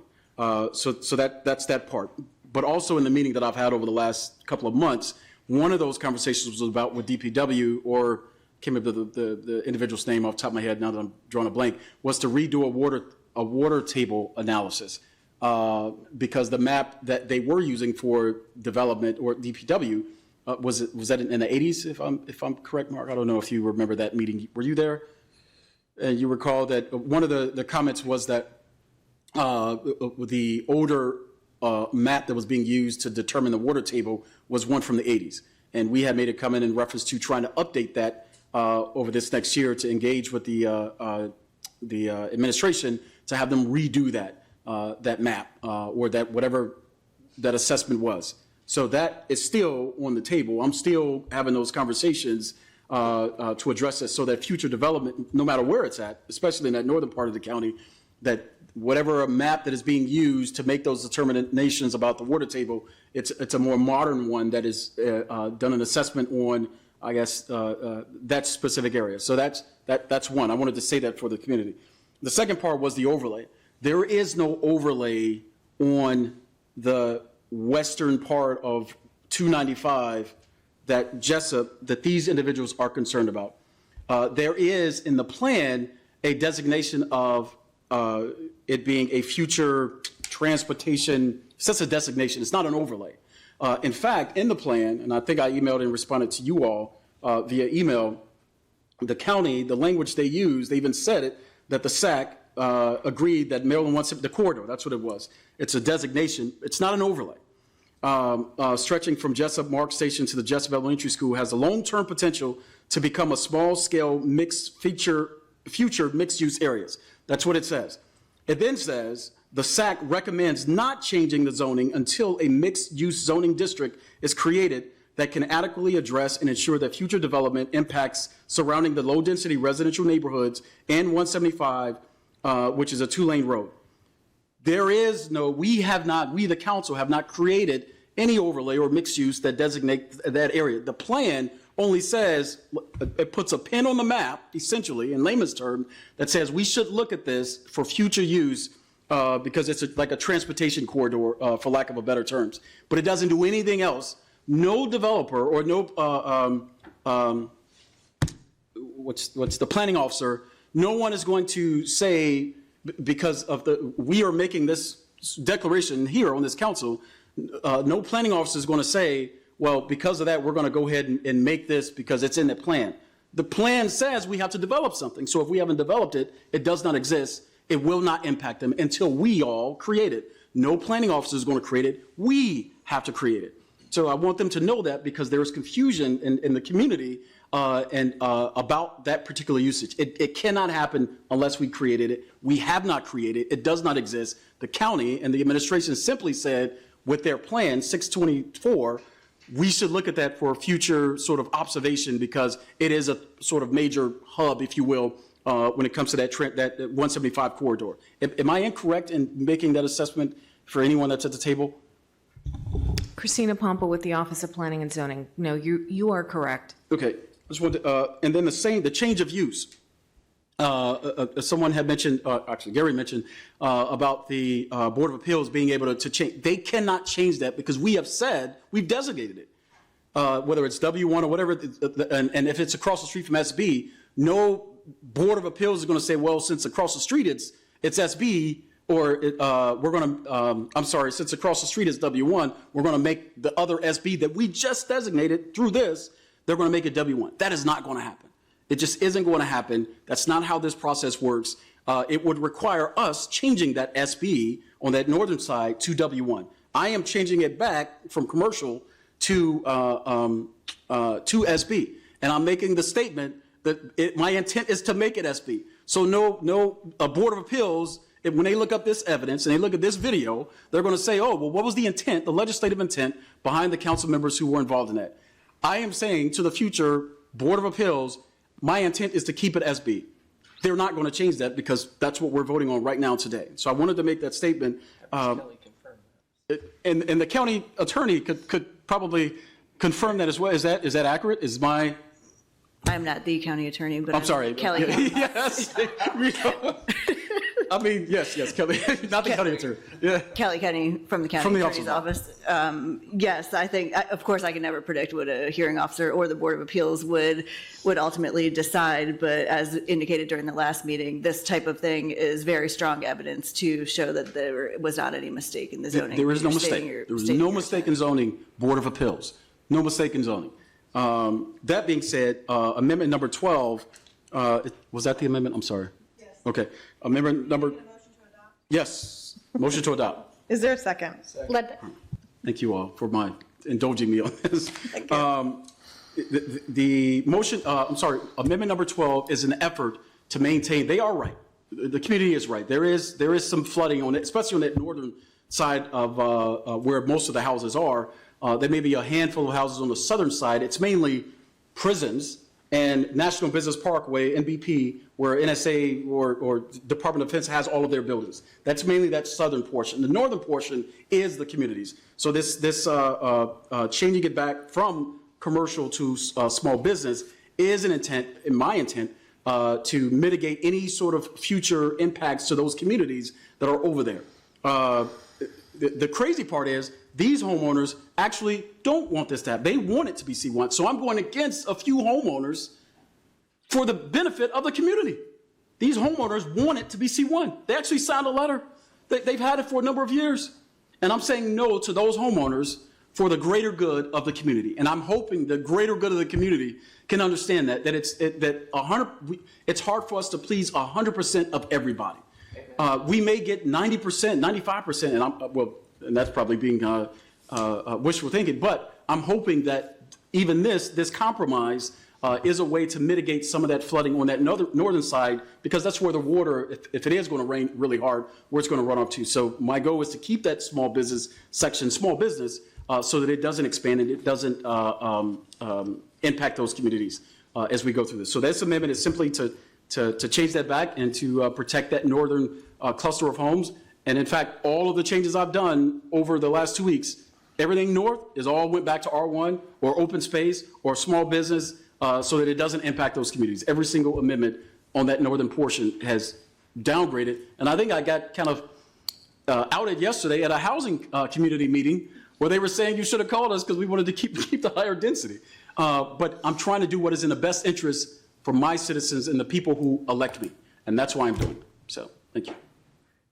Does the administration want to comment on amendment number 12? Christina Pompa with the Office of Planning and Zoning. I naturally, of course, prepared some notes, but Mr. Smith has covered so much of it.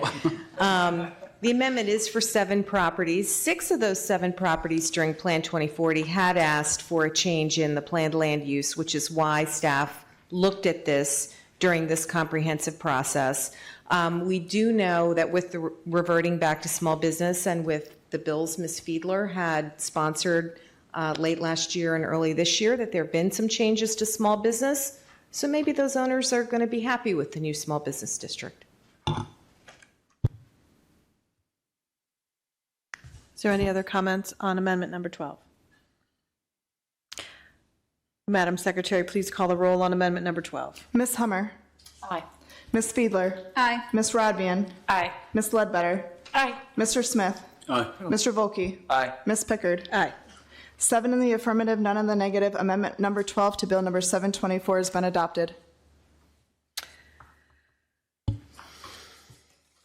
Madam Secretary, please read amendment number 13 to Bill 6-24.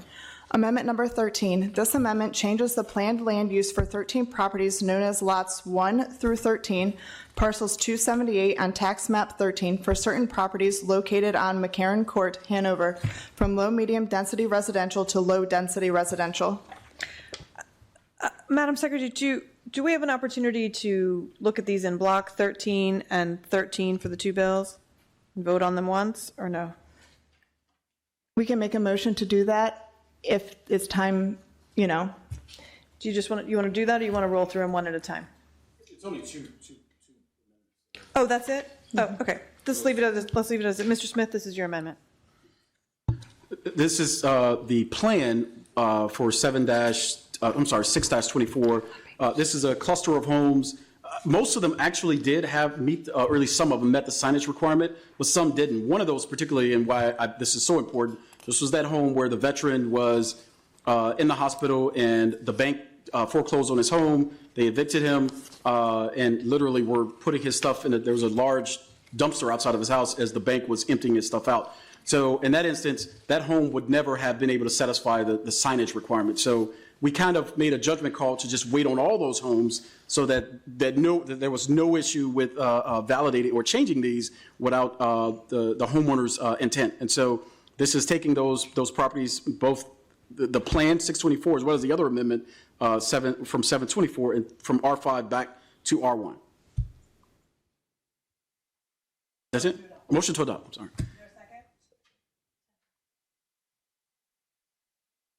Would the administration like to respond? Sure, Christina Pompa with the Office of Planning and Zoning. So this change covers 13 lots of record on McCarran Court. It's approximately 15 acres in size. This is part of the planned land use change that you can see in the region plan on page 115. It's planned land use -R2-HAN-103. It kind of roughly looks like a heart. There's a property that's not included in the heart at 1962 Fields Road. They had requested a planned land use change during Plan 2040 to low-medium density residential. It's that property that made us look at the entire area and, there have been, the character of that neighborhood has changed a bit, and we've also been looking for areas where we can add density. And so that's why we made the changes in Hanover 103. At the April 15th meeting, you've already taken out the properties on Youse and Ray Road that those family members came and testified, and they said they would prefer to stay R1. So this is another piece of that that is going to get removed from Hanover 103.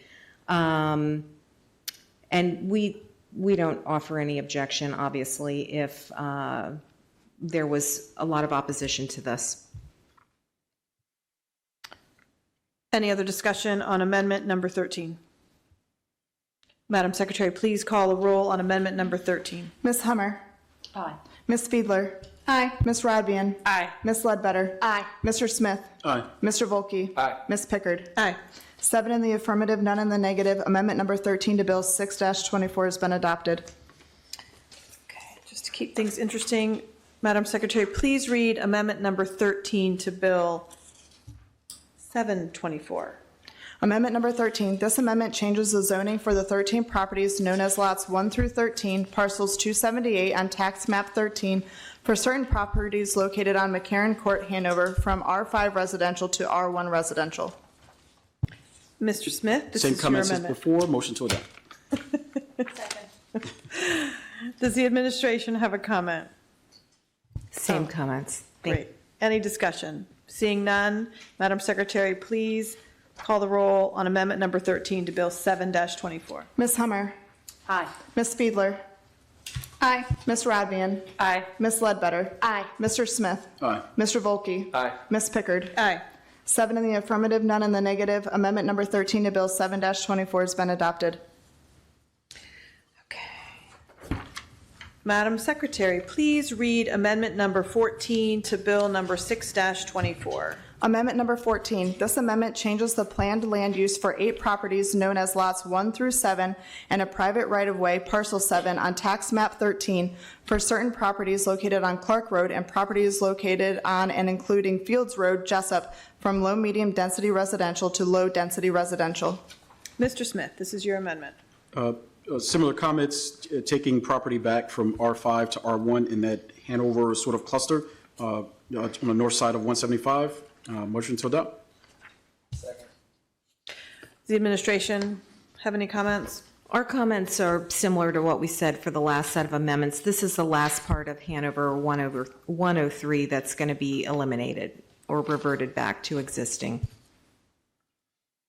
Okay. Are all these properties are all currently developed? No. No. These are the ones that aren't. Yeah, some of this land is just trees, and the McCarran Court that had like 13 houses, roughly 1 house per acre-ish density level. So it's just, there is a lot of opportunity. I will admit, on the record, there certainly is a lot of opportunity there for housing.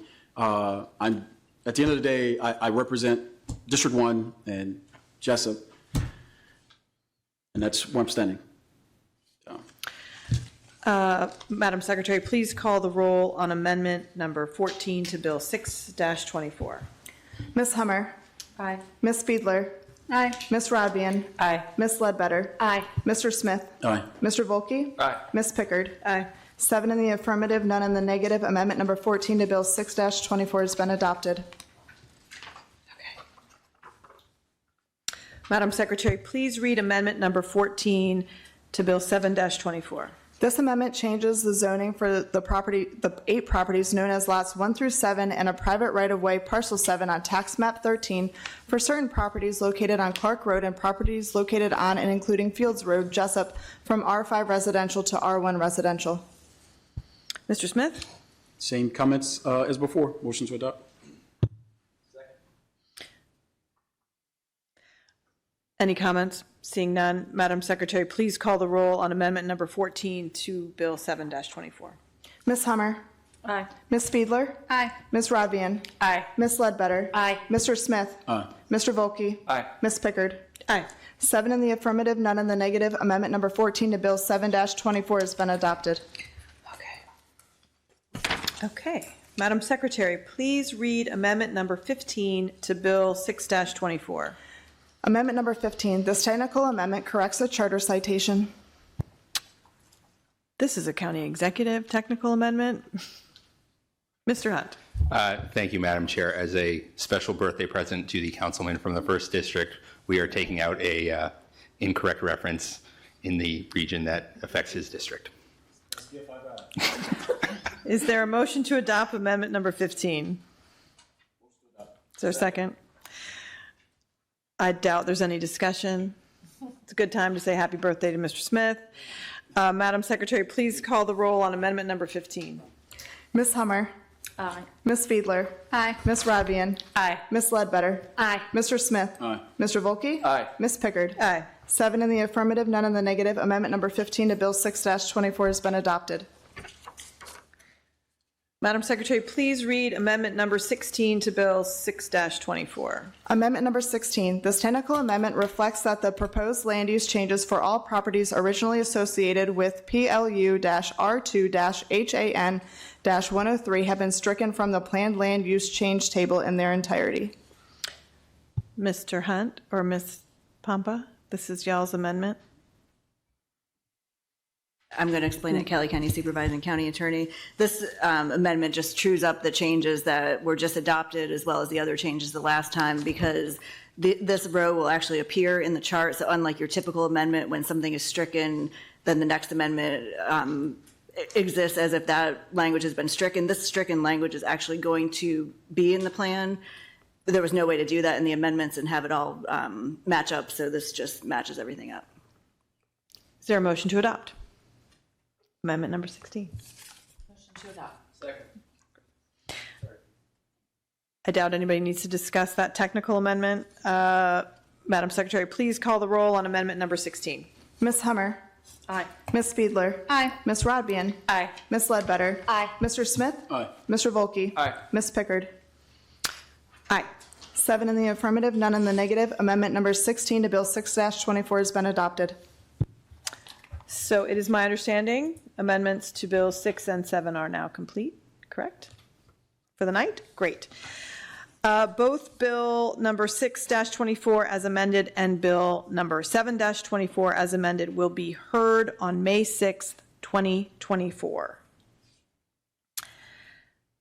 As we know, the council will be holding public hearing on the constant yield, as well as the first public hearings for the region for plan bills on May 20th. This could lead to a lengthy meeting and a lot of business to get through. May I have a motion to suspend Rule 3-102 to allow for an earlier start time of 6 p.m. on Monday, May 20th? Rodvian, so moved. Second. Is there a second? Thank you. Madam Secretary, please call the roll on the motion to suspend Rule 3-102 to allow for a start time of 6 p.m. on Monday, May 20th. Ms. Hummer? Aye. Ms. Fiedler? Aye. Ms. Rodvian? Aye. Ms. Ledbetter? Aye. Mr. Smith? Aye. Mr. Volkey? Aye. Ms. Pickard? Aye. 7 in the affirmative, none in the negative. Motion to suspend Rule 3-102 to make the start time at 6 p.m. on May 20th has been adopted. May I have a motion to suspend Rule 5-103 so Bill number 6-24 and Bill number 7-24 can come back on May 6th for a final vote? So moved. Second. Madam Secretary, please call the roll on the motion to suspend Rule 5-103. Ms. Hummer? Aye. Ms. Fiedler? Aye. Ms. Rodvian? Aye. Ms. Ledbetter? Aye. Mr. Smith? Aye. Mr. Volkey? Aye. Ms. Pickard? Aye. 7 in the affirmative, none in the negative. Motion to suspend Rule 5-103 to allow Bills 6 and 7 to come back on May 6th has passed. Thank you. Is there any business any council member would like brought before the county council at this time? May I have a motion to adjourn? Second. All in favor? Aye. Aye. The motion carries. The county council is adjourned until May 6, 2024 for our regular council meeting at 7 p.m. Oh my God.